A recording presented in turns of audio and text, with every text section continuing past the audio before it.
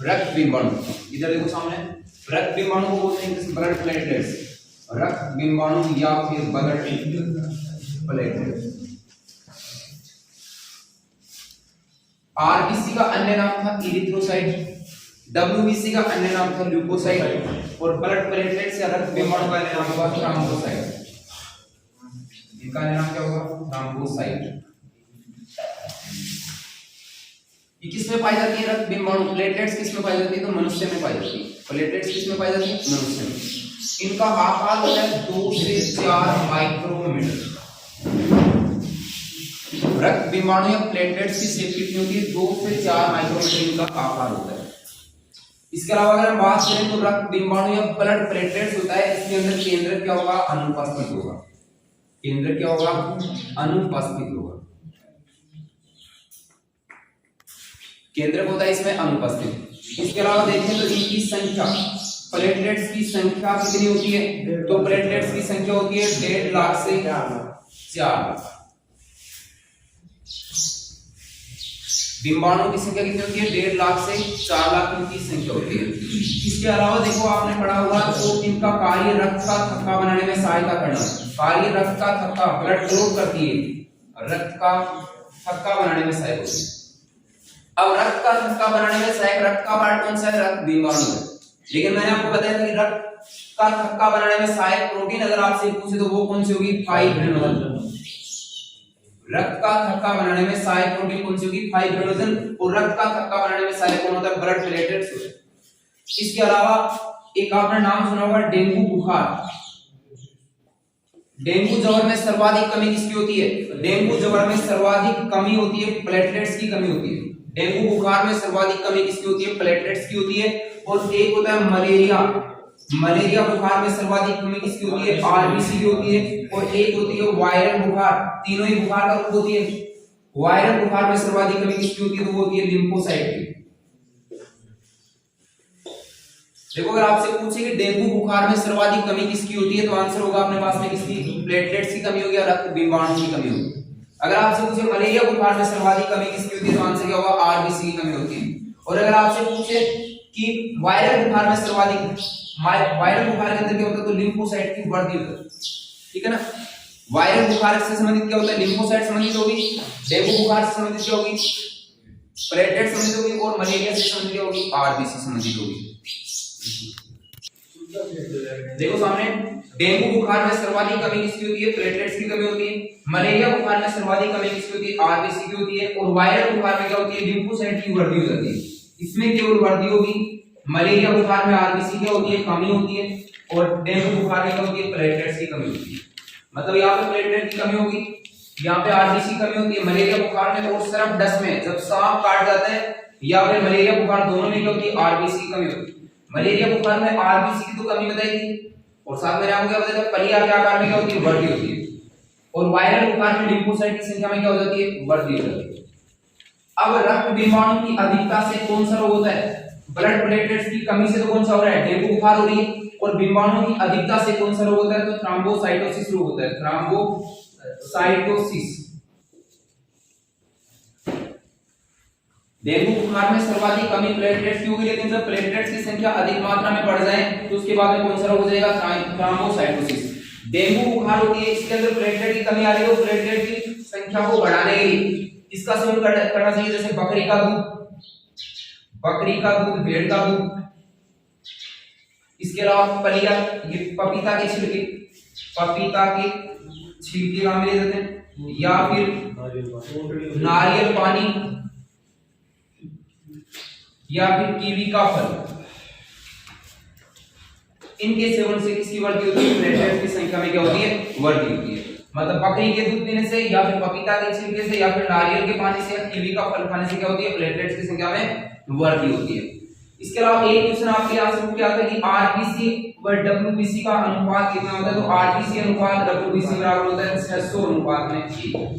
RBC अनुपात में WBC कितना होता है? 600 अनुपात में। प्लेटलेट्स में इससे ज्यादा क्वेश्चन आपके लिए नहीं बनते। सबसे पहले रक्त बिंबाणु का नाम क्या होता है? थ्रोम्बोसाइट। इनका आकार कितना होता है? 2 से 4 माइक्रोमीटर के बीच। केंद्र इसमें क्या होता है? अनुपस्थित होता है। इनकी संख्या कितनी होती है? 1.5 लाख से 4 लाख। इनका निर्माण, अगर आपसे पूछे कि प्लेटलेट्स का निर्माण कहां पे होता है, तो निर्माण तो होता है अस्थि मज्जा में। इनका निर्माण कहां पे होता है, अस्थि मज्जा में होता है। और इनकी मृत्यु की बात की जाए कि इनकी मृत्यु, तो ये मृत्यु होती है पलिया में, स्प्लीन में होती है। पलिया को बोलते हैं स्प्लीन, और अस्थि मज्जा बोन मैरो। इनकी मृत्यु कहां होती है, पलिया। इनका जीवन काल आपको कहीं 2 से 5 दिन मिल जाएगा, कहीं पर आपको 6 से 10 दिन मिल जाएगा, कोई वैल्यू नहीं, मतलब उसके इंस्टीट्यूशन पेपर में आता ही नहीं। संख्या होती है 1.5 लाख से 4 लाख। कार्य होता है रक्त का थक्का बनाने में सहायक। और आपसे पूछिए रक्त का थक्का बनाने में सहायक प्रोटीन कौन सी होती है, तो प्रोटीन को पूछे तो वहां पे होगी हाइड्रोजन। और रक्त का थक्का बनाने में सहायक विटामिन पूछे तो वहां पे विटामिन कौन सी होगी, ए होगी। डेंगू बुखार में सर्वाधिक कमी किसकी होती है, प्लेटलेट्स की। और मलेरिया बुखार में सर्वाधिक कमी किसकी होती है, आरबीसी की होती है। और वायरल बुखार में लिम्फोसाइट की क्या हो जाती है, वृद्धि हो जाती है, लिम्फोसाइट की संख्या में वृद्धि होती है। थ्रोम्बोसाइटोसिस मतलब इसकी अधिकता से कौन सा रोग होता है, थ्रोम्बोसाइटोसिस। और प्लेटलेट्स की संख्या बढ़ाने के लिए किसका सेवन करना चाहिए, तो बकरी का दूध, पपीता का छिलका, या फिर नारियल का पानी, या फिर कीवी का फल। और एक क्वेश्चन आपके पास में था आरबीसी और डब्ल्यूबीसी। आरबीसी की संख्या कितनी थी, 30 से 50 लाख के बीच में। और डब्ल्यूबीसी की संख्या कितनी थी, 6000 से 10000 के बीच में। तो आरबीसी और डब्ल्यूबीसी का जो अनुपात होता है वो कितना होता है, 600 अनुपात में 1 होता है। इसके बाद में जो प्लेटलेट्स के बाद में पार्ट आपने पढ़ा हुआ रक्त समूह, ब्लड ग्रुप। और रक्त समूह है ब्लड ग्रुप।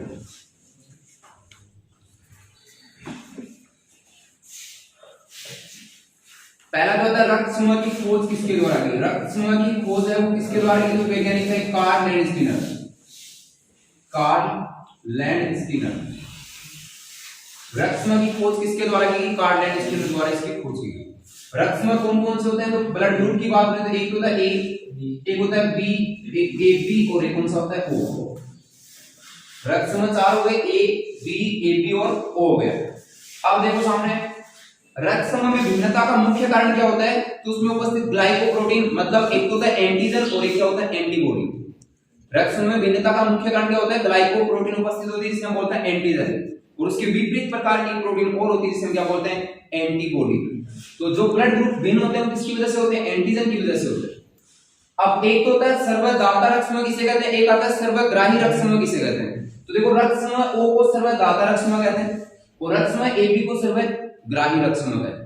अब कई बार आपने देखा होगा यहाँ पे ए पॉजिटिव ए नेगेटिव मिलता है, बी पॉजिटिव बी नेगेटिव, या फिर ओ पॉजिटिव ओ नेगेटिव मिलते हैं। तो ये पॉजिटिव और जो नेगेटिव होता है वो किसकी उपस्थिति के कारण होता है, आरएच कारक की उपस्थिति या फिर अनुपस्थिति के कारण होता है। अब जब हम पहले थे तो स्टार्टिंग में हम एक ही सारणी बनाया करते थे, रक्त समूह और दाता और ग्राही।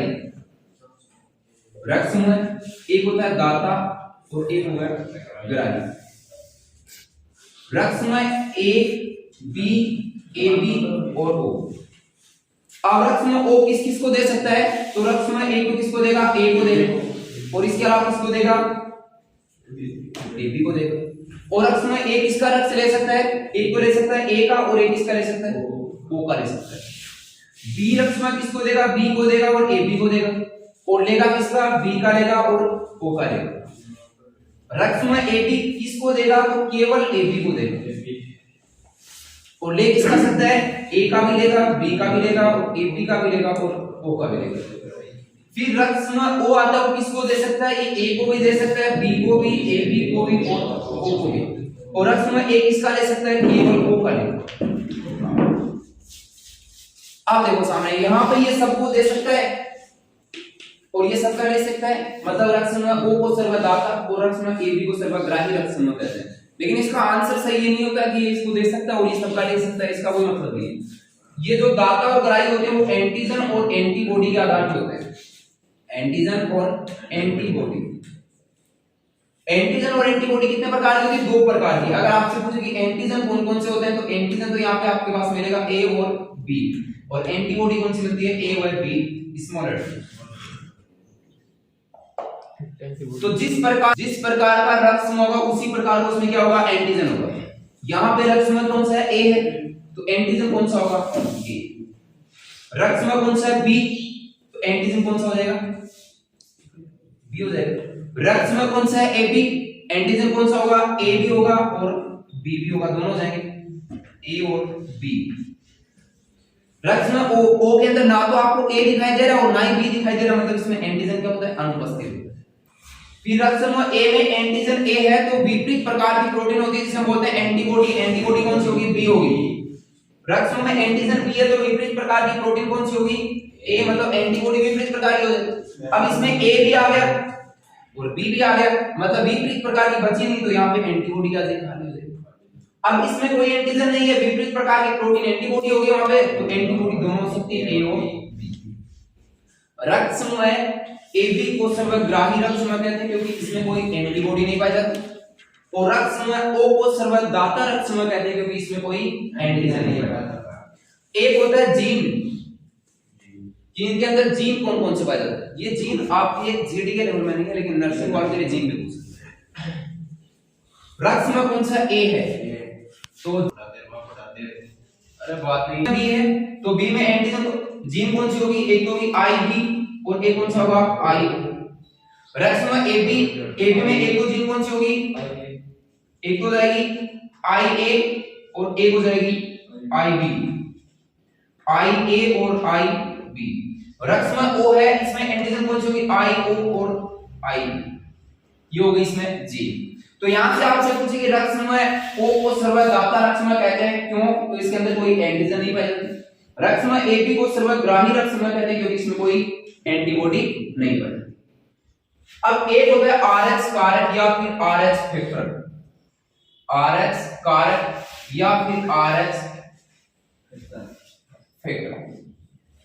RH कारक, तो देखो RH रक्त समूह की खोज की थी कार्ल एंड स्टीनर ने, और RH कारक की खोज किसके द्वारा की थी, तो एक तो वैज्ञानिक था कार्ल एंड स्टीनर और एक था वीनर, कार्ल एंड स्टीनर और एक था वीनर। इन दोनों ने मिलकर मकाकारिसस एक बंदर था, मकाकारिसस, इस बंदर में एक अन्य प्रकार के रक्त समूह की खोज की। मतलब RH जो होती है वो एक विशेष प्रकार की एंटीजन होती है जो RBC की सतह के ऊपर पाई जाती है। RH क्या होती है, एंटीजन होती है जो किसकी सतह के ऊपर पाई जाती है, RBC की सतह के ऊपर पाई जाती है। और ये जो RH फैक्टर होता है जिसमें उपस्थित होता है उसे बोलते हैं RH सहित, मतलब जिन रक्त समूह में RH कारक उपस्थित होता है उसे हम बोलते हैं RH सहित या फिर आप बोल सकते हो RH पॉजिटिव, और जिनमें RH कारक अनुपस्थित होता है उसे हम बोलते हैं RH रहित या फिर हम क्या बोल सकते हैं RH नेगेटिव। जिन रक्त समूह में RH कारक उपस्थित होगा उसे RH पॉजिटिव, और जिनमें ये अनुपस्थित होगा उसे हम क्या बोलेंगे, RH रहित रक्त समूह कहते हैं या फिर RH नेगेटिव रक्त समूह कहते हैं। विश्व की बात करें तो आंकड़ों के अनुसार विश्व में लगभग 85% क्या होता है, विश्व की बात करें तो 85% RH पॉजिटिव है विश्व की बात, और भारत की बात करें तो भारत में लगभग 93% क्या होते हैं, ये RH पॉजिटिव ब्लड ग्रुप वाले। अब विश्व की बात करें तो 15% और भारत की बात करें तो 7% कौन से होंगे, RH नेगेटिव ब्लड वाले क्या होंगे, मनुष्य। तो RH पॉजिटिव कितने हैं, 85% और भारत में 93%, मतलब सबसे ज्यादा मात्रा किसकी होती है, पॉजिटिव ग्रुप वालों की होती है। और सबसे ज्यादा डोनर के अंदर मतलब सबसे रेयर केस में जो मिलने वाला ब्लड ग्रुप कौन सा होता है, O नेगेटिव होता है, जो बहुत कम लोगों में मिलते हैं, O नेगेटिव, उसे सर्वदाता रक्त समूह भी हम कहते हैं। अब यहाँ पर अगर आप रक्त का दान कर रहे हो, रक्त का दान करेंगे तो RH जो पॉजिटिव वाला व्यक्ति होता है उसे हम RH पॉजिटिव का रक्त दान करेंगे, और अगर RH नेगेटिव वाला व्यक्ति होता है उसे हम RH नेगेटिव का रक्त दान करेंगे। अगर आप ऐसा नहीं करोगे, उल्टा कर दोगे, तो रक्त का क्या हो जाता है, अभिश्लेषण हो जाता है, मतलब रक्त चिपचिपा हो जाता है, जिससे व्यक्ति क्या हो जाएगी, मृत्यु हो जाएगी। मतलब RH नेगेटिव वाले व्यक्ति को RH पॉजिटिव का रक्त आपने दान कर दिया तो रक्त क्या हो जाएगा, चिपचिपा हो जाएगा, जिससे RH नेगेटिव वाले व्यक्ति क्या हो जाएगी, मृत्यु हो जाएगी। एक आता है कि यदि आप RH पॉजिटिव वाले व्यक्ति की शादी RH नेगेटिव वाली महिला से करवा दोगे तो उनसे जन्म लेने वाली पहली संतान तो क्या होगी, स्वस्थ होगी।